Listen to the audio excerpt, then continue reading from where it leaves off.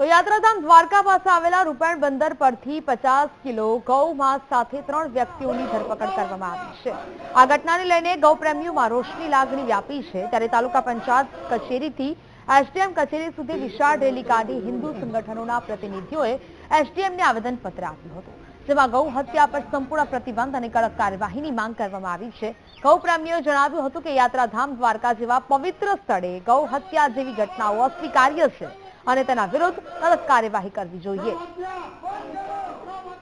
એક જઘન્ય કૃત્ય ઓખા મંડળની અંદર થયેલ છે, ગૌ માતાના માંસ પકડાણું છે, એના વિરોધમાં અમે આવેદનપત્ર દેવા માટે આવ્યા છીએ અને આના જે કોઈ પણ છે કરનાર અપરાધીઓ એને ખૂબ જ કડકમાં કડક સજા થાય અને આવો ભવિષ્યમાં આવો કૃત્ય ન બને એવી 39 ગ્રામ પંચાયતો પછી જિલ્લા પંચાયતના સદસ્યો તથા આગેવાનો બધાની ખૂબ જ લાગણી અને સરકારશ્રી પાસે માંગણી છે કે જે ગૌ માતાનું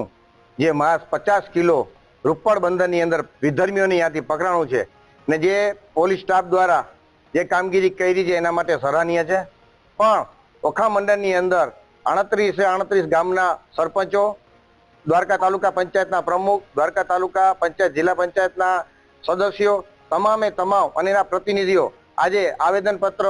જે અહીંયા પ્રાંત સાહેબને આપવા આવ્યા છે કે જે વિધર્મીઓ દ્વારા આ કૃત્ય કરવામાં આવ્યું છે એને કડીથી કડી સજા થાય અને આગામી દિવસોમાં આવા બનાવો ન બને એના માટે પણ એક ચેતવણી પર આપીએ છીએ કે અમારો વડવાઓ જે કરી ગયા છે એનો કરવા માટે અમને મજબૂર ન કરે અને આવો બનાવો ન બને અને ગાય માતા અમારા માટે પૂજનીય છે અને હંમેશા માટે પૂજનીય રહેશે। તો આવી આગલી ઘટનાઓ ન બને એના માટે સતર્ક રહીએ અને આવી કોઈ પણ વસ્તુને અમે સાખી નહીં લઈએ।